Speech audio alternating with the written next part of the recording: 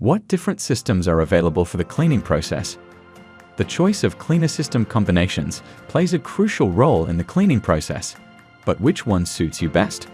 What are the differences and how does each cleaning process work? Find out with our ZESTRON experts at our Manufacturer Independent Test Center. The batch process is suitable for small to medium throughput. Here, cleaning, rinsing, and drying take place sequentially in a single chamber, usually by spraying. The advantage? In addition to requiring a smaller footprint, the lower investment costs are also a plus. For higher throughput, the semi-inline process is suitable.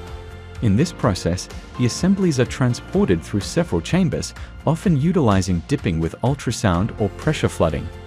The semi-continuous process allows cleaning, rinsing, and drying simultaneously in different chambers, making the semi-inline process ideal for medium to high throughput.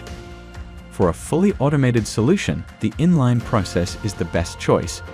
Assemblies are continuously guided through the system via a conveyor belt, with cleaning, rinsing, and drying occurring in parallel in separate sections.